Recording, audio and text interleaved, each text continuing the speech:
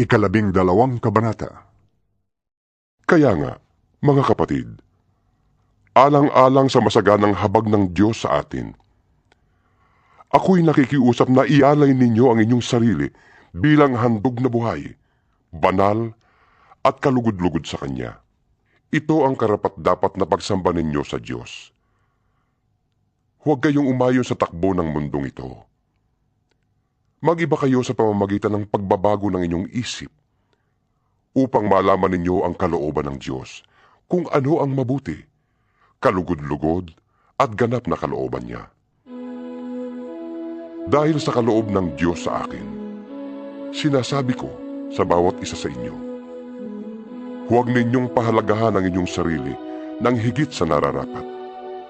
Sa halip, pakaisipin ninyong mabuti ang tunay ninyong katayuan ayon sa sukat ng pananampalatayang ipinagkaloob ng Diyos sa bawat isa sa inyo. Kung paanong ang katawan ay binubuo ng maraming bahagi at magkakaiba ng gawain ang bawat isa, gayon din naman, kahit na tayo'y marami, nabubuo tayo sa iisang katawan ni Kristo. At tayong lahat ay bahagi ng isa't isa. Tumanggap tayo ng iba't ibang kaloob ayon sa kagandahang loob ng Diyos. Kaya't gamitin natin ang mga kaloob na yan. Kung ang ating kaloob ay pagsasalita ng pahayag mula sa Diyos, magpahayag tayo ayon sa sukat ng ating pananampalataya. Kung paglilingkod ang ating kaloob, maglingkod tayo. Magturo ang tumanggap ng kaloob sa pagtuturo. Magpalakas ng loob ang may kaloob sa pagpapalakas ng loob.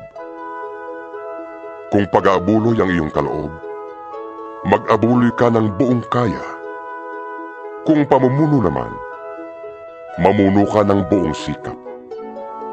Kung pagkakawang gawa ang iyong kaloob, gawin mo yan ng buong galak.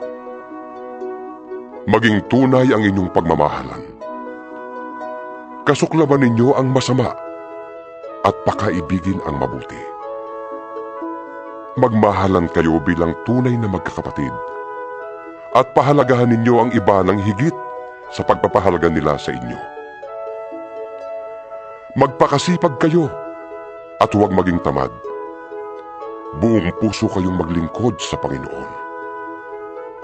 Mag-alala kayo dahil sa inyong pag-asa. Magtiyaga kayo sa inyong kapighatian at laging manalangin. Tumulong kayo sa pangangailangan ng mga kapatid at patuloyin ninyo ang mga taga-ibang lugar. Idalangin ninyo ang mga umuusig sa inyo. Idalangin niyo sila at huwag sumpain. Makigala kayo sa mga nagagalak at makitangis sa mga tumatangis. Magkaisa kayo ng damdamin. Huwag kayong magmataas. Sa halip ay makisama kayo kahit sa mga dukha. Huwag ninyong ipalagay na kayo'y napakarunong. Huwag ninyong gantihan ng masama ang masama. Sikapin ninyong mamuhay ng marangal hanggat maaari. Makisama kayo ng maayos sa lahat ng tao. Mga minamahal, huwag kayong maghihiganti.